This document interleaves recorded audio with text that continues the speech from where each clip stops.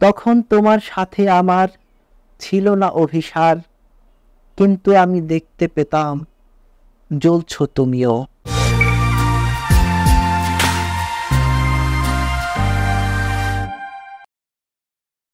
সময় মুছিয়া ফেলে সব, এসে সময়ের হাত সৌন্দর্যরে করে না আঘাত। মানুষের মনে যে সৌন্দর্য জন্ম লয়, শুকনো পাতার মতো ঝরে না কুবনে, ঝরে না কুবনে। নক্ষত্র মুছে যায় পৃথিবীর পুরাতন পথ, শেষ হয় কমলার ফুল, বন, বনের পর্বত। মানুষের মনে যে সৌন্দর্য জন্ম লয়, শুকনো পাতার মতো ঝরে না কুবনে, ঝরে না কুবনে। জানেন টিভি নিয়মিত আয়োজন আড্ডায় শিল্প সাহিত্য, স্বাগত সবাইকে। সঞ্চালনায় আছি সামিনা পিপাসা। জীবনানন্দের কবিতা থেকে উদ্ধৃত করা খুব সঙ্গত কারণেই জীবনানন্দের শহরের কবি আজকের আড্ডায় শিল্প সাহিত্য অনুষ্ঠানের অতিথি। তিনি নিজেও একজন কবি, 2 দশকের বেশি সময় ধরে লিখছেন, থাকছেন কবিতায় নিমগ্ন। আর আজকে আড্ডা দেবেন আমাদের সাথে। আমরা আজকের অতিথি কবি কিংসো, কথা বলবো তার সাথে। কেমন আছেন? জি, ভালো আছি। আপনি কেমন আছেন? হ্যাঁ, ভালো আছি। আমাদের স্টুডিওতে আপনাকে স্বাগত জানাচ্ছি। আপনাকে ধন্যবাদ। যেটা বলছিলাম, কবি কিংসো, মানে এই নামে আপনি বেশি পরিচিত এবং কবিতাই লিখেন। তো মানে কবিতাই কেন, মানে কবি কেন? আসলে নিজের আবেগ, অনুভূতি, অভিজ্ঞতার তো অনেকগুলো মাধ্যম দ্বারা প্রকাশ করা যায়। তো শিল্পের মাধ্যমের মধ্যে দেখা গেছে যে কবিতা আছে, গল্প আছে, উপন্যাস আছে, কিংবা গান, এমনকি নাচ দিয়েও আমরা নিজেদের আবেগ অনুভূতির প্রকাশ দেখতে পাই। তো আমার কাছে মনে হয় যে কবিতা, আমি যা বলতে চাই কবিতা দিয়ে বলতে পারি। এখন এই বলতে পারাটা কখন মনে হয়েছে যে আমি বলতে পারি, যখন থেকে আমি লেখা শুরু করি আর কি কবিতা, তখন থেকে একটু একটু একটু একটু করে যখন লেখা শেষ হয়, তখন মনে হয় যে না, আমি একটা ভারমুক্ত বোধ করি আর কি। তখন থেকে মনে হয় যে না, আমি আমার কথাটা বলতে পারতেছি কবিতায়। তো এই জন্য আর কি অন্য যে মাধ্যমগুলো থাকে, গল্প, উপন্যাস, প্রবন্ধের মধ্যেও আসলে নিজের বোধ, চিন্তা, চেতনার অনেক প্রকাশ ঘটানো সম্ভব হয়। তো সেক্ষেত্রে কবিতাকে মানে নিজের করে নেওয়া এবং নিজের বলার মাধ্যম করে নেওয়ার ক্ষেত্রে নিজের একটা চর্চা থাকে, যে আমি এই চর্চার মধ্য দিয়ে কবিতাটাকে আমি আয়ত্ত করব। তো সেক্ষেত্রে এই কবিতাকে আয়ত্ত করতে গেলে নানান ধরনের পড়াশোনা থাকতে হয়, তারপরে চর্চা থাকতে হয়, জীবন অভিজ্ঞতা থাকতে হয়। সব মিলিয়ে একটা জায়গাতে আসার পরে একটা কবিতা লেখা হয়। দেখা যায় যে একটা কবিতার 10 লাইন, 15 লাইন বা 20 লাইন বা একটু দীর্ঘ কবিতা হচ্ছে, কিন্তু ওই অল্প পরিসরের মধ্যে নিজেকে একটা বনসাইয়ের মতো আর কি, একটা বিশাল বটবৃক্ষের যে একটা ছোট করে উপস্থাপন করা। তো এই স্বাচ্ছন্দ্য বোধটা চলে আসছে আর কি, মানে কবিতাতেই আসলে নিজেকে মানে এক্সপ্রেস করা, যেটাকে বলে যে জায়গাটা। মনে হয় যে আমি কবিতা থেকে বলতে পারছি, তাহলে আমার আর গল্প বলার কি দরকার, আচ্ছা, আমার উপন্যাস লেখার কি দরকার। আচ্ছা, এইরকম আর কি। গল্প উপন্যাস এগুলো কখনো লেখার চেষ্টা করেননি? গল্প উপন্যাস ব্যর্থ চেষ্টা কয়েকবার করেছি। চেষ্টা করা আসলে সময়ের একটা ব্যাপার থাকে। একটা গল্প লেখার জন্য যে সময় বা তার যে উপাদান দরকার হয়, তার যে কাহিনী দরকার হয়, সেই সময়টা আসলে আমার মানে লেখালেখি শুরু থেকে ছিল না এই কারণে যে আমি সবসময় কবিতাকে ধরেই বাঁচতে চাইছি, জীবন এবং জীবিকাকে এক করে ফেলেছি কবিতার জন্য। ফলে দেখা গেছে যে আমার যে একটা পঠন পাঠন বা সময় দরকার গদ্য লেখার জন্য, গল্প উপন্যাস লেখার জন্য, সেইটা হয় না। দেখা গেছে যে আমি পত্রিকা সম্পাদনা করেছি। পত্রিকা হচ্ছে সন্ধ্যা। জি, সন্ধ্যা নামে একটা মাসিক পত্রিকা সম্পাদনা করি আমি। তো দেখা যায় যে পত্রিকার বিজ্ঞাপন সংগ্রহ করা, ওই পত্রিকার লেখা সংগ্রহ করা বা অন্যদের লেখা আনা, প্রচুর সময় যায়। হ্যাঁ, এই কাজেই আসলে সময় চলে যায়। ফলে আমার যে মানে একটা গল্প কিংবা উপন্যাস লেখার জন্য যে সময় দরকার, সেই সময়টা আমি বের করতে পারিনি। হয়তো সামনে লিখতে পারবো কিনা তাও জানি না, বা লিখবো, এরকম একটা ব্যাপার। সন্ধ্যা কি মানে বরিশাল থেকেই প্রকাশিত হতো? হ্যাঁ, প্রথম 2008 সালে সন্ধ্যা পত্রিকা আমি প্রথম করি। তখন আমার বয়সও একদম অনেক কম ছিল। মানে আমার সাহিত্যের যাত্রা, লেখালেখি, পত্রিকা, এটা একই সাথে আর কি। মানে পত্রিকা করে নিজে লিখবো, অন্যদের লেখা ছাপবো এবং পত্রিকা করে মানুষের মধ্যে এটা প্রচার করব, বিলি করব, এই ধরনের একটা ভিতরে সবসময় কাজ করে যে একটা পত্রিকা দ্বারা একটা সমাজ বদল হবে, একটা রাষ্ট্রের চিন্তা চেতনা পরিবর্তন হবে, মানে বিশ্ব চিন্তার মধ্যে একটা একত্রিত হওয়া, যে পত্রিকার মধ্যে 10 জনের যখন একটা বক্তব্য থাকবে, সেই বক্তব্যের একটা সম্পাদনা যখন আমি করব, আমার একটা বক্তব্য যাবে, তখন সবার মধ্যে এক ধরনের ঐক্য সৃষ্টি করার একটা প্রবণতা সবসময় কাজ করে। আচ্ছা, তার মানে হচ্ছে যে বাস্তব জীবন এবং স্বপ্নের জগৎ মিলেমিশে আসলে কবিতাকে নিয়ে একাকার হয়েছিল।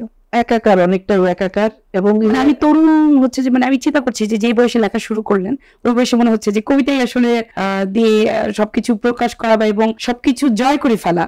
হ্যাঁ, ওই রকম আর কি, একটা মানে দুর্বোধ্যতা কিংবা অজেয় ব্যাপারগুলো থাকে বা কল্পনার যে একটা ব্যাপার থাকে, একটা ছেলে নায়ক হবে কিংবা একটা ছেলে গায়ক হবে, এরকম এক ধরনের ইয়ে থাকে। আমার মনে হয়েছে যে আমি একটা কবি হব। আচ্ছা, প্রথম কবে মানে কবিতা প্রকাশিত হলো? প্রথম কবিতা প্রকাশিত হচ্ছে আমার 2002-3 সালের দিকে সম্ভব। আর প্রথম বই ছিল প্রথম বই আমার 2009 সালে প্রকাশিত হয়, আত্মার অভ্যন্তরীণ আলো। আচ্ছা, ঠিক আছে। এরপরের বইয়ের নামটা খুব ইন্টারেস্টিং। এর পরবর্তী যে বইটা ছিল চুমু, হ্যাঁ, এটা কি প্রেমের কবিতা? এটা প্রেমের কবিতা, দ্রোহের কবিতা, নানান ধরনের অনুভূতির কবিতা। আসলে চুমু নামটা নিয়ে অনেক আলোচনা সমালোচনা আছে। দেখা গেছে যে এই ঢাকা বিশ্ববিদ্যালয়ের কিংবা অনেক বিশ্ববিদ্যালয়ের ছাত্ররা তারা ব্যাগে বইটা নিয়ে ঘুরতো এবং তাদের প্রেমিকাদের কিংবা সবাইকে বইটা বের করে দিত যে চুমু। একটা মানে রোমান্টিক ব্যাপার। তার মধ্যে আবার অনেক ইয়ে ছিল যে একটা মানে বই মেলাতে তার অভিভাবককে নিয়ে আসছে, একটা মেয়ে আসছে বইটা কিনবে আর কি, কিন্তু নামটা দেখে তার অভিভাবক কিনেই দেয়নি আর কি। সে আবার পরে গিয়ে কান্না করছে যে আমার বইটা কেন দিল না। আসলে এই বইটার নামটার একটা কারণও ছিল, মানে বইটা যাতে বিক্রি বেশি হয়। আসলে ওই সময়টাতে আমার একটা জীবনের বাকবদল ছিল। আমি একটা চাকরি করতাম, চাকরিটা বলতে মানে একটা প্রতিষ্ঠানের সাথে কাজ করতাম। তো সেই প্রতিষ্ঠান থেকে আমি আসলে ছেড়ে আসছি। তো এখন আমার অর্থনৈতিক সমস্যা, আমার সার্ভাইভ করতে হবে, সেক্ষেত্রে কিছু তো একটা করে ইনকাম করতে হবে। তো আমি চিন্তা করছি যে বইটা যদি একটু মানে মানুষের মনোযোগ আকর্ষণ করা যায়, বেশি বিক্রি হলে কিছু টাকা আসবে। হ্যাঁ, দেখা গেছে যে আমি ওই দোকানে বই বিক্রি হতো, 20 কপি 50 কপি বই বিক্রি হলো, ওই টাকা নিয়ে গিয়ে আমি ভাত খাইতাম কিংবা ওই টাকা দিয়ে একটা কিছু কিনতাম, এইরকম আর কি চলতে হয়েছে। ফলে ওই বইটা আমার জন্য একটা আনন্দের, আবার নামটার কারণে একটা এক ধরনের পাবলিসিটি পাওয়া আর কি, এইরকম। আচ্ছা, কিন্তু আসলে এই মিশ্র অনুভূতি নিয়ে তো আসলে একজন কবি বা লেখকের জীবনযাপন করতে হয়। আচ্ছা, একটু যেই প্রসঙ্গে চলে আসলাম যে আসলে বললেন যে ওই টাকাটা দিয়ে আসলে ভাত খাওয়া বা আসলে এই করা। আপনি জীবনানন্দের শহরের কবি এবং জীবনানন্দের ক্ষেত্রে আসলে আমরা এই কথাটা শুনি যে তাকে আসলে মানে অত্যধিক আর্থিক অনটনের মধ্যে জীবন কাটাতে হয়েছে এবং বলা হয় যে এগুলোই আসলে তাকে মানে বিষণ্ণতার কবি বা এই জায়গায় নিয়ে এসেছে। আপনার কি মনে হয়, আপনার নিজের জীবন দিয়ে, জীবনানন্দের জীবন দিয়ে, সব কবির ক্ষেত্রে জিজ্ঞেস করছি যে এই যে আর্থিক সমস্যাগুলো একজন কবিকে কি আসলে কবি হওয়ার পথে খুব বাধা তৈরি করছে? বাধা হচ্ছে আপনার একটা কাজে যখন আপনি মনোনিবেশ করবেন, সে যে কোনো কাজ, আপনি রাস্তার পাশে জুতা সেলাই করেন, তাতে যদি আপনার ইনকাম না আসে, আপনি খুব ভালো একজন জুতা তৈরির মানে মেকার হলেন, কিন্তু আপনার ইনকাম হচ্ছে না।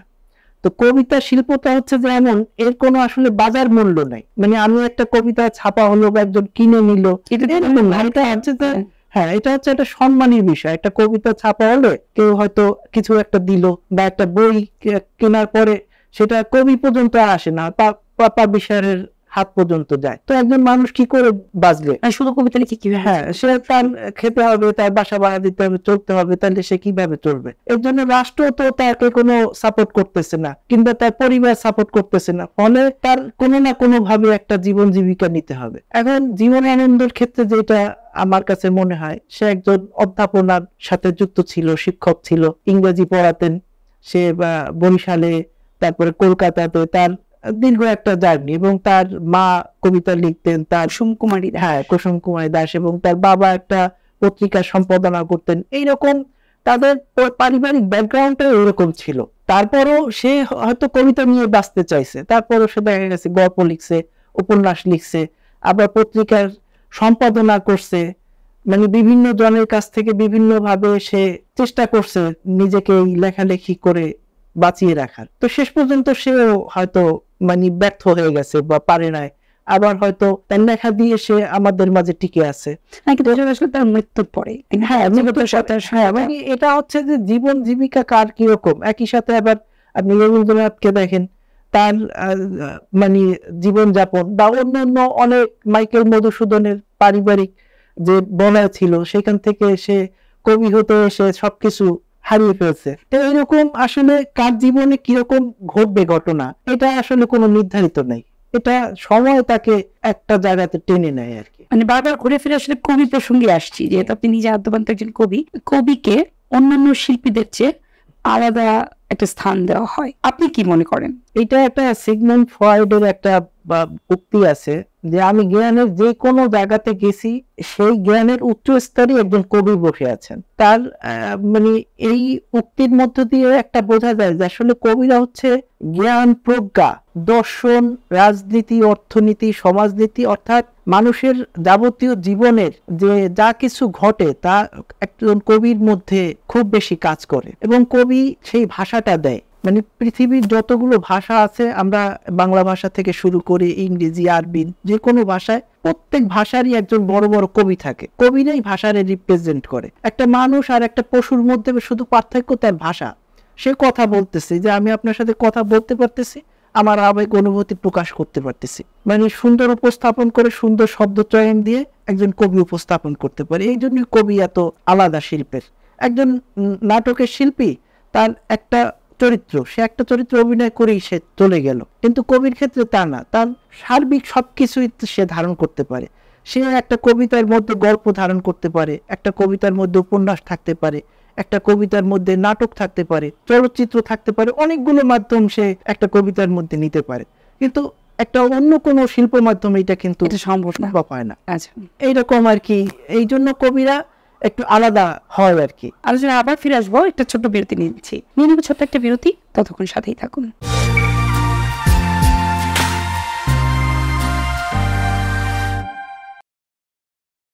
ফিরলাম বিরতির পর।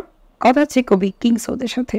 কিংসৌদ, আপনার একটা কবিতার বই আছে, কবিতা লিখলে হয় না সবাই কবি, এই বইটি সম্পর্কে জানবো। এই কবিতার বইয়ের নামটা, মানে যে কবিতাটাকে নিয়ে লেখা, মানে যে কবিতার এই নামটা ছিল, সেই কবিতাটা ওই বইয়ের মধ্যে নাই। হ্যাঁ, শুধু ওই একটা লাইনই হচ্ছে কবিতার বইয়ের নামকরণ করা হয়েছে আর কি। কি জন্য, মানে আমি তো আসলে পত্রিকা সম্পাদনা করি, সমসাময়িক আমাদের সময়ের, তারপরে তরুণ যারা আছে তাদের লেখার সাথে আমি একদম ওতপ্রোতভাবে জড়িত হওয়ার চেষ্টা করি, যে এই সময় কি লিখছে তারা। আসলে যেটা আমার উপলব্ধি, কবিতা হয়তো লিখলো একজন, কিন্তু কবির যে একটা জীবনযাপন বা কবি হওয়ার যে একটা ব্যাপার থাকে, যে বড় চুল থাকতে হবে, এলোমেলো জীবনযাপন থাকতে হবে, বা নানান ধরনের তার নামে দুর্নাম বদনাম থাকতে হবে, মাদকাসক্ত থাকতে হবে, এরকম নানান ধরনের সমাজে প্রচলিত আছে কবিদের নিয়ে। তো সেই বিষয়টা কি আসলে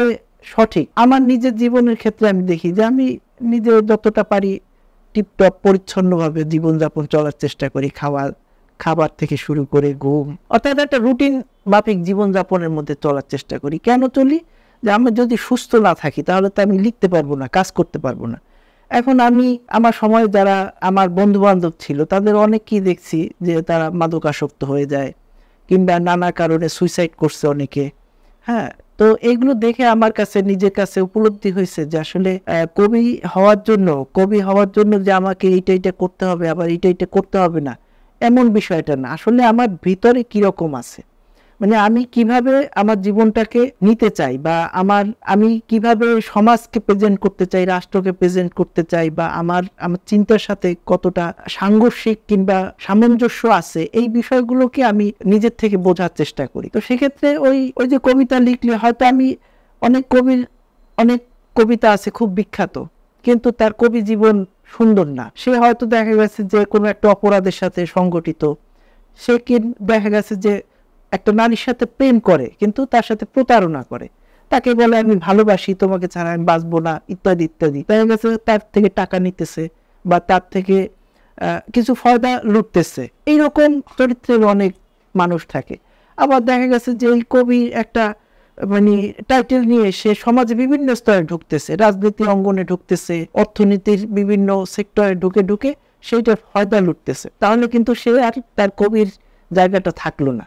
মানে আপনি যে কথাটি বলছিলেন যে একজন কবি দেশকে বা সমাজকে রিপ্রেজেন্ট করে, বা প্রাচীনকাল থেকে সুদীর্ঘকাল থেকে এই বিষয়টা হয়ে এসেছে। হ্যাঁ, আপনি বললেন যে ওই জীবনটা যাপন করলে তো আসলে এইটা সম্ভব না। না, এটা সম্ভব না। অর্থাৎ আপনার দায়িত্ব আছে এখানে। দায়িত্ব মানে কবিতা লিখলি যে আপনি দায়িত্বজ্ঞানহীন হবেন, আপনি যা খুশি তাই বলবেন, সেইটা হয় না আসলে। কারণ আমি তো মানুষের জন্যই বলি, মানুষকে তো আমি আগুনে ঝাঁপ দিতে বলতে পারবো না, মানুষকে তো আমি মানে একজনকে আরেকজনকে গুলি করে মারার পক্ষে তো আমি বলতে পারবো না। আমি বলতে পারবো যে যে গুলিটা খাইছে এটা অন্যায় হয়েছে, এইটা হচ্ছে একজন কবির দায়িত্ব। হ্যাঁ, অনেকে চর্চা করে যে খারাপের দিকটাও তো আমরা নিব, আমি যৌনতার জায়গাতেও যাব, আমি নারীর সৌন্দর্য প্রকাশ করব না, কিন্তু যৌনতাকেও তো অনেক সুন্দরভাবে প্রকাশ করা যায়, তাই না? যেমন যে আল্লাহর পদ্মাবতীতে দেখা যায় খুব এমন বর্ণনা, কিন্তু আপনি কিছু বলতে পারবেন না, এত দারুণ করে লেখা। হ্যাঁ, ওইখানটাতে হচ্ছে শিল্প। আপনি যদি একটা অশ্লীল শব্দকে মানে একজন রিক্সা চালিয়ে যাচ্ছে একজন রিক্সাওয়ালা আর একজন রিক্সাওয়ালার সাথে তার যে ভাষা, সেই ভাষাটা ওই রকমের হয়। এখন ওইটাকে তো আমি শিল্প হিসাবে নিতে পারবো না। শিল্পের একটা জায়গাতে আনতে গেলে মানে এইটা নিয়ে অনেক তর্ক আছে, এটা কবি বলতে পারবে যে কিভাবে প্রকাশ করে। হ্যাঁ, মানে ওইটা যদি আপনি সুন্দরভাবে উপস্থাপন করতে পারেন, মানুষ যদি আপনার নেয়, যেমন আমাদের হেলাল হাফিজের কবিতার মধ্যে দেখা যায় যে অনেক শব্দ আছে, হ্যাঁ, কিংবা রুদ্র মোহাম্মদ শহীদুল্লাহ কবিতার মধ্যে অনেক শব্দ আছে, সেইগুলো কিন্তু শিল্পোত্তন্ন শব্দ হয়ে গেছে, মানে অনেক খারাপ শব্দ। তারপরে রফিক আজাদের কবিতার মধ্যে হারামজাদা শব্দ ব্যবহার করছে, কিন্তু সেটা অন্য মাত্রা, অন্য মানে বলবে মানুষ বলছে এরকম একটা বিষয়। হ্যাঁ, তো মানে এই যে জায়গাটা, এই চর্চাটা তো শিল্পের একটা জায়গা। আমি একটা মাটির ঢালা নিলাম, সেইটা দিয়ে সুন্দর একটা মূর্তি গড়তে পারলাম, তাহলে না আমি শিল্পী। হ্যাঁ, তো এই জায়গাটা একজন কবির ক্ষেত্র নানান শব্দ সে উপকরণ নিবে সমাজ থেকে এবং সে একটা সুন্দর কবিতা দিবে। এই কবিতাটা মানুষ পাঠ করার পর তার মধ্যে এক ধরনের নান্দনিক বোধ আসবে কিংবা এক ধরনের বিরক্তি বোধ আসবে। এই যে অনুভূতিটাকে না নিয়ে দেওয়া, এটাই হচ্ছে কবিতার কাজ আর কি। সমসাময়িক সময়ে, মানে আপনি যেহেতু অনেক দীর্ঘ সময় ধরে লিখছেন, সমসাময়িক কবি এবং কবিতা, এটা নিয়ে আপনি মানে আপনার কি মনে হয় বা আপনার বিশ্লেষণটা জানতে চাচ্ছি। আসলে সমসাময়িক আমার যারা লিখছে তাদের সাথে আমার এক ধরনের মানে পরীক্ষার মতো ব্যাপার হয়, কে ফার্স্ট হবে কে সেকেন্ড হবে, এরকম একটা ব্যাপার। অর্থাৎ ও যে ভুলটা করে কবিতার মধ্যে, লেখার মধ্যে যে ভুলটা করে, সেই ভুলটা যাতে আমি না করি। এখন এই ভুলটা চেনার একটা আপনার চোখ থাকতে হবে, পঠন পাঠন থাকতে হবে। ছন্দে ভুল হচ্ছে, ছন্দের মাত্রায় ভুল হচ্ছে, কিংবা উপমা সামঞ্জস্য হচ্ছে না, কিংবা বাক্যটাই হচ্ছে না, আমি যদি এটা ফাইন্ড আউট করতে পারি তাহলে কিন্তু আমার লেখাটা ভালো আসবে। সমসাময়িকটা হচ্ছে একটা গিনি পিগের মতো, আবার অনেকটা একটা হাতির মতো। হাতির এত বড় একটা শরীর, অথচ সে তার ছোট ছোট দুটো চোখ, সে পিছন দেখতে পারতেছে না। আমি যাদের সাথে করতেছি হয়তো আমার থেকে হাজার গুণ সে ভালো লাগতেছে, কিন্তু আমি তাকে দেখতে পাচ্ছি না। আবার আমার থেকে খারাপ লাগতেছে, তারাও আমি দেখতে পারতেছি না।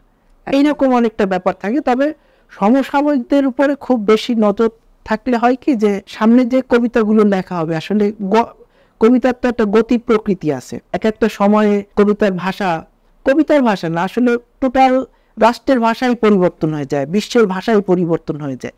এই যে ভাষার যে বাকবদল, এই বাকবদলের সাথে কবিকে সবসময় সচেতন থাকতে হয়। আসলে আমরা 10 বছর আগে যে শব্দগুলো ব্যবহার করতাম, এখনকার যে সেটা চলবে, সেই ছেলে কবিতা লিখবে সেই ভাষা সে ব্যবহার করবে না, সেই শব্দ ব্যবহার করবে না। তো সেক্ষেত্রে সমসাময়িক কবিদের উপরে যে কেউ কবিতা লিখবে তাদের অবশ্যই খুব মনোযোগ থাকা জরুরি, যে আমার থেকে কে ভালো লিখতেছে, ওর থেকে আমি ভালো লিখবো, এবং ওর থেকে আমি ভালো মানে চুরি করবো না, কিন্তু ওর থেকে আমি ওইটা নেওয়ার চেষ্টা করব, যে ওর থেকে আমি হয়তো আরেকটু ভালোভাবে বা অন্যভাবে কিভাবে লিখতে পারি। খুব দারুণ করে বলেছেন। আপনার প্রকাশিত কাব্যগ্রন্থ কয়টি, এবং আসলে যদি এগুলো সম্পর্কে বলেন। আমার প্রকাশিত বইয়ের সংখ্যা, সর্বশেষ বই নিয়ে 11টি বই বের হয়েছে। তো এই বইগুলো আমি সবসময় বলি যে ওই বইগুলো হচ্ছে কাবিখার বই।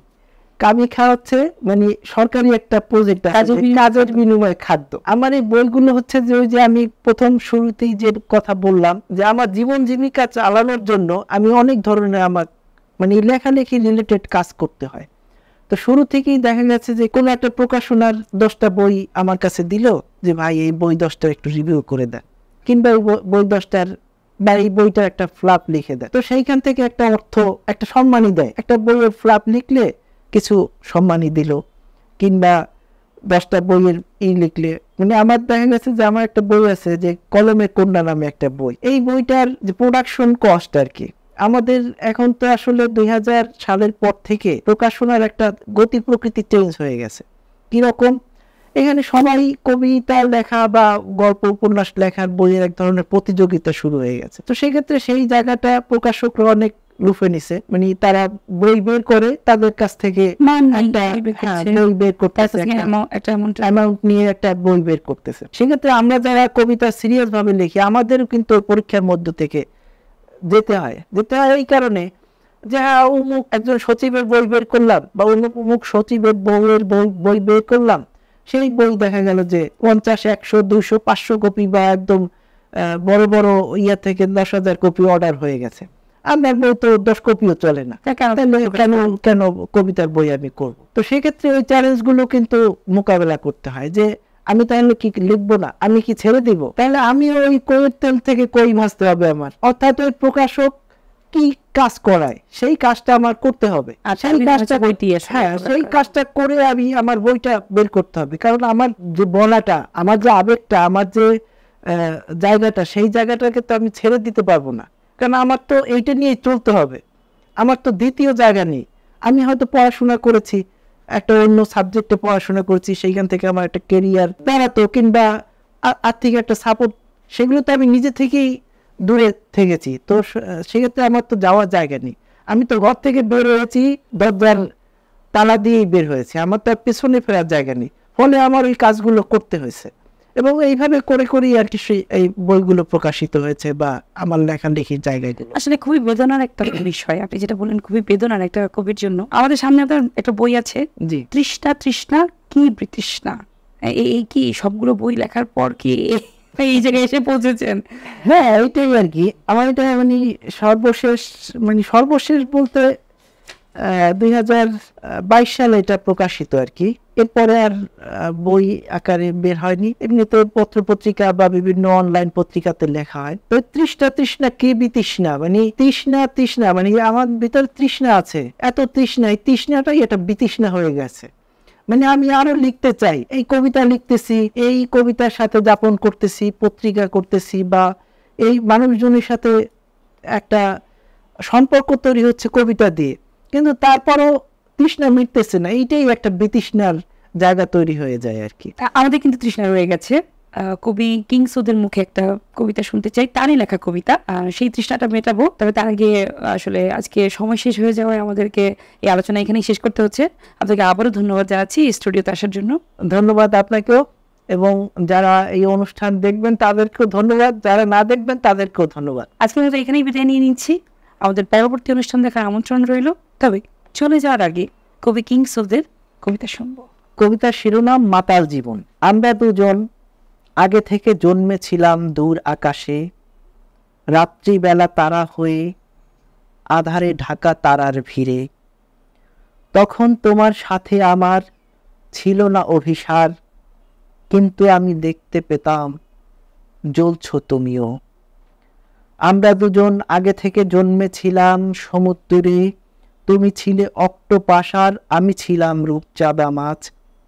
তোমায় দেখে দূর থেকে শুধু লেজ নেড়ে থেমে যেত, তখন কিন্তু কথা হয়নি সাঁতার একসাথে।